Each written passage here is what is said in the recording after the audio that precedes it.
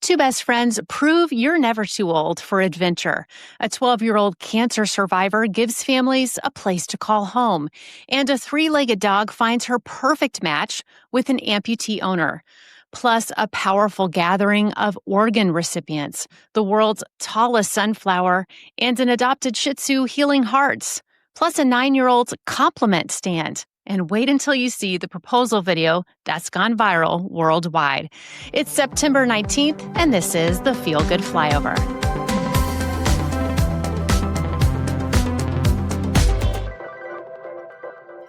Hi, everyone. I'm Amy Hess, and welcome back to the Feel Good Flyover, where every Friday we take off together with stories that lift your spirit and remind you of the good in the world. From globe-trotting grandmas to kids with giant hearts, today's show is packed with encouragement. So let's get right to it and get ready for takeoff.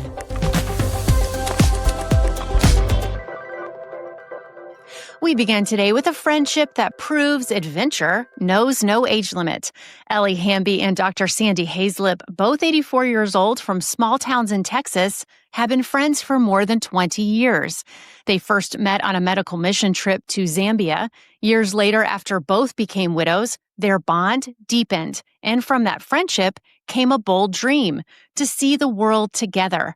At 79, they made a plan. At 81, they did it. The two friends set off to travel the world in 80 days, and they did it all. You may wonder how they managed all that travel planning. Well, first of all, we do the planning. We do. All right. So let me tell you, Ellie is an absolute pro at researching hotels, locations, everything about them to make good choices and, of course, cheap prices. Absolutely. We're budget travelers from the get-go. Absolutely. And then she's a pro at checking all the airlines and getting the best flights and the best deals. And then I do the research on every single place we're going to go, the temperature range on that particular month of the year, so that we know how to plan our packing the lightest possible. Over the years, their adventures have taken them to all 7 continents, nearly 50 countries, and many of the world's wonders. They've ridden the Trans-Siberian Railway, traveled the Syrian desert when conflict began, and most recently became TikTok sensations with millions of views. But what they'll tell you is that the best part isn't the places, it's the people. As independent travelers, they say they value experience over comfort, joy over luxury. They like to quote an old proverb, trust in God, but tie your camel. Ellie is a photographer who insists on catching the sunrise. Sandy is a physician who insists on a spoonful of Pepto-Bismol each morning. Together, they've built not just memories, but a message they're now sharing with the world. That message is also the heart of their new book, Here We Go, Lessons for Living Fearlessly from 2 Traveling Nanas. And through every adventure, Ellie and Sandy say they still feel their late husbands cheering them on.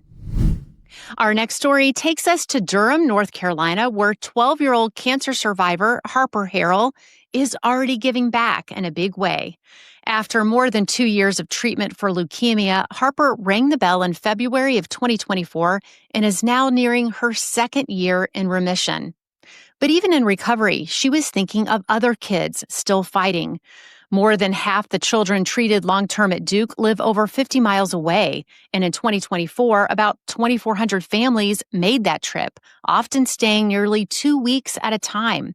For kids with cancer, being close matters. If a fever spikes, doctors say every minute counts in that golden hour. That's why Harper and her mom, Heather, started Harper's Home, a nonprofit offering affordable housing close to the hospital. When you're a parent dealing with childhood illness, you wish that there was a way that you could take it away from your child and you be the one to handle the sickness and the pain and the discomfort. And since I couldn't do that, it was really important for me to be there and to support Harper in every way. So for other families that are going through this, I feel a responsibility to reach back a hand to help pull other people through. Today, 2 homes are open in Durham's Northgate Park thanks to donors, grants, and local volunteers. The goal is to grow to 8 units, creating a true community of comfort. For Harper, it's about giving other kids what she had, a home close by. It was very important for me to go home and see my puppies and do my horseback riding. And so I wish that would have happened for all of our families that we met. Harper's home is built around comfort, from pet-friendly spaces to cozy rooms where families can step away from hospital life. The goal is to lighten the burden of treatment and remind families they're not alone. And Harper is dreaming even bigger. Here's what she told me about her hopes for the next 5 to 10 years.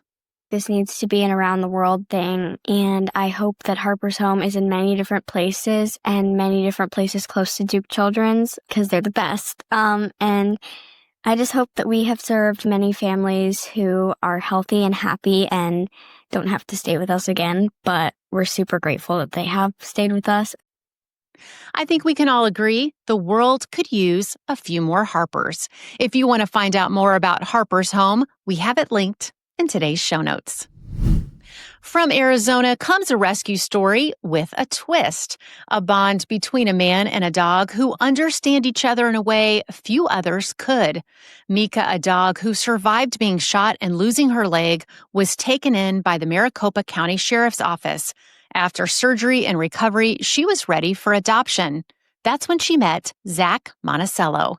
Zach lost his arm in a UTV crash in 2024. And when he saw Mika, now renamed Cleo, he said it felt like fate. In fact, he first saw her on the 1-year anniversary of his accident. Zach says she's the sweetest, most respectful dog he's ever met. And what amazed him most was her emotional intelligence. The very first time he brought her home, she leaned over, sniffed the place where his arm had been, and rested her head on his shoulder, almost as if she knew they shared the same journey. Zach says the match has helped him heal, and he hopes in return he's helping Cleo too. And Sergeant Gary Miller, who oversees the sheriff's MASH unit, calls it a match made in heaven, the kind of adoption story you don't see every day. Cleo is now thriving with her new family, proof that sometimes the best healing happens when you find someone who understands your scars. We've shared some incredible feature stories already, but we've got even more goodness lined up. Here are a few quick ones that'll leave you smiling. First, in Minnesota, organ donor recipients gathered to honor 20-year-old Adeline Miller, who died in a 2023 car accident, but saved 5 lives through donation. 4 of those recipients, now living with her heart, lungs, liver, and kidney, met with her family and shared stories, hugs, and gratitude. Together, they painted memorial rocks with QR codes linking to a Donate Life Facebook group, keeping her legacy alive worldwide. Adeline's mom, Vicki, told me, meeting these recipients has helped heal my heart. They are the silver lining of the ugly cloud of grief. We've got the Facebook group linked in today's show notes. In Indiana, a gardener has set a Guinness World Record with the tallest sunflower ever grown. Alex Babich of Fort Wayne, a Ukrainian immigrant, raised the giant bloom as a tribute to his homeland. Nicknamed Clover, it stands 30 feet 9 inches tall, higher than a telephone pole. Babich says it feels like one of his kids, cared for every single day, even sprinkled with lucky clovers by his 10-year-old son. His passion for sunflowers began after the Chernobyl disaster uprooted his family, and now Clover has become more than just a record breaker. It's a symbol of peace, resilience, and hope, and will even star in an upcoming documentary titled Bloom. In Texas, a 7-year-old Shitzhu named Chewy has found a new purpose at the Philomena, an assisted living facility near Austin. Executive Director Priscilla Duran discovered him on the street, but when a vet traced his microchip, his former owners refused to take him back, so she adopted him herself. Now Chewy spends his days at the facility, charming residents in his bow ties and sunglasses. He's more than a mascot. He's a healer.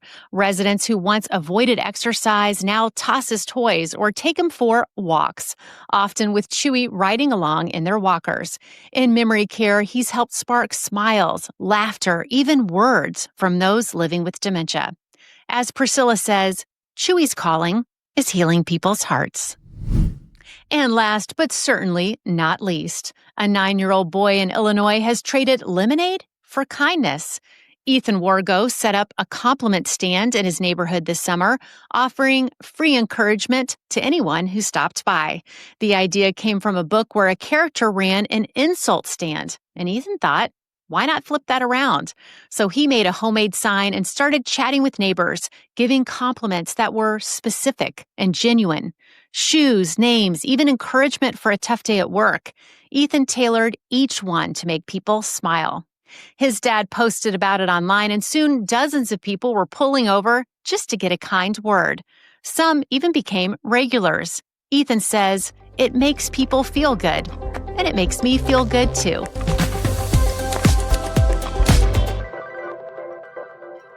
And now for our video of the week. Calvin Jimenez proposed to his girlfriend Tally inside London's Natural History Museum, the site of their very first date. But the moment that stole the show came when Tally realized who was behind the camera, her favorite filmmaker, Jay DeConey. Take a look. The photographers are the ones you wanted from America.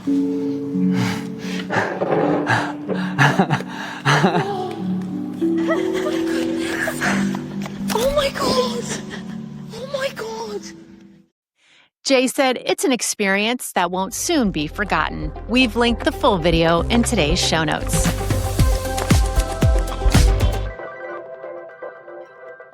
Now it's time for Amy's Altitude Check, where we let the good really sink in. As I think back over today's stories, one theme keeps coming up: connection. From two best friends circling the globe, to Harper and her mom building homes for families, to Zach and Cleo finding healing in each other.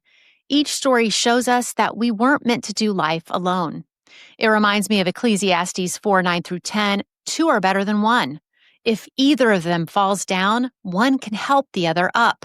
That's what we've seen this week. People, and even our pets, lifting each other up, making the hard journeys a little lighter.